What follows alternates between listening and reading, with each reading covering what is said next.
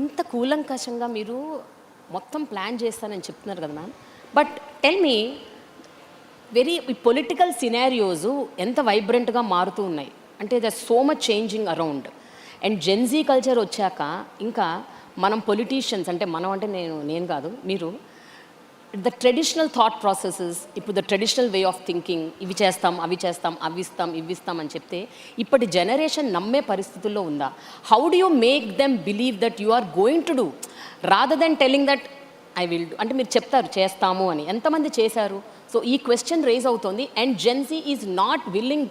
నేను ఆ పాట ఎందుకంటున్నానంటే 2010లో పుట్టిన వాళ్ళు ఇప్పుడు 2028లో ఓట్లు వేస్తారు.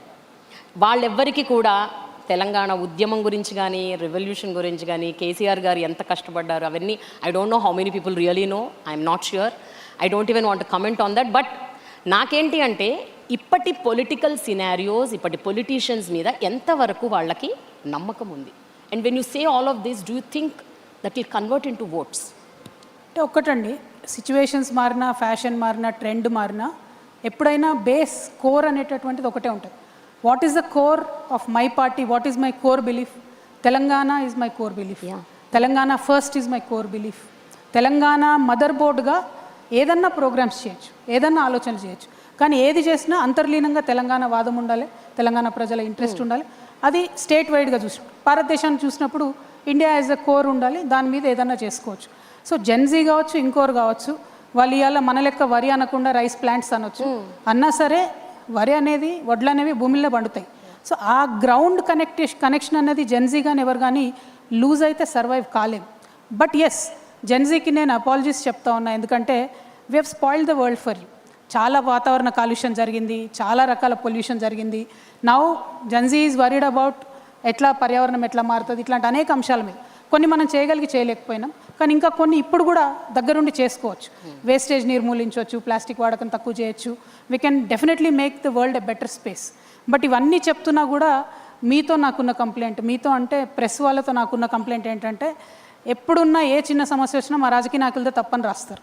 కరెక్ట్ కాదండి. మేము at the core of our hearts మా ఫ్యామిలీ టైంని సాక్రిఫైస్ చేసుకొని సమాజం కోసం పనిచేయాలనుకుని వచ్చే వాళ్ళము ఫండమెంటల్గా కరప్ట్ ఉండము.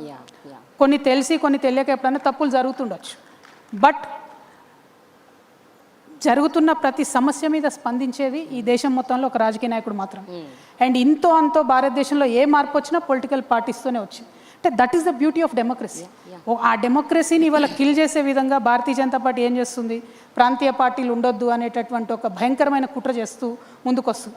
డెఫినెట్గా వాటిని ఎదుర్కోవాల్సినటువంటి అవసరం ఉంది ప్రతి చోట. ఇప్పుడు తెలంగాణ ఫస్ట్ అని నేను ఎందుకంటున్నా, రీజనలిజం ఫస్ట్, నేషనలిజం నెక్స్ట్ అని నేను అంటానండి. ఎందుకంటే we are a union of states, we are not a central we are a federal setup.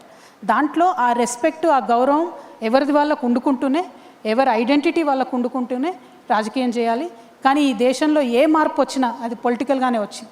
అది గాంధీ తాత దగ్గర నుంచి మొదలు పెట్టుకుంటే ఇప్పటి వరకు కూడా ఏ మార్పు వచ్చినా పొలిటికల్గా వచ్చింది. That is why I'm inviting all the Gen Z, I'm inviting all the youth. అందరికన్నా ఎక్కువ మా ఆడబిడ్డలు నేను ఇన్వైట్ చేస్తూ ఉన్నా. మీరు బయట ఉండి పొలిటీషియన్స్ బాగాలేరు, పొలిటికల్ పార్టీలు బాగాలేవు అంటే కుదరదు. రావాలి, పాలిటిక్స్లోకి రావాలి, పొలిటికల్ పార్టీస్లో చేరాలి, దగ్గరుండి ఏం చేయాలో ఏం చేయకూడదో అని చెప్పి ప్రజలకు బాధ్యత వహించి చెప్పాలి. కానీ దూరం నుంచి విమర్శించడం ఈజీ. ప్రెస్ వాళ్ళని కూడా అదే అంటున్నారు, మేము చేసిన మంచిని మీరు చెప్పరు మేడం, మేము చేసిన మంచిని చెప్పరు, పొలిటీషియన్స్ చేసింది. మీరు మాత్రం ఎంతసేపు ఏదైనా చిన్న తప్పు దొరికితే ఇదైపోయింది అదైపోయింది అని అనడం తప్పితే మేము చేసిన మంచిని చెప్పరు. సో ప్రెస్ మిత్రుల్ని ముఖ్యంగా వేటు న్యూస్ వాళ్ళని కూడా కోరుతా ఉన్నాం, పొలిటీషియన్స్ చేసే మంచిని కూడా దయచేసి చూపించండి అని మా రిక్వెస్ట్. మ్యామ్ స్టార్టింగ్లోనే మిమ్మల్ని బాగా పొగిడాను నేను.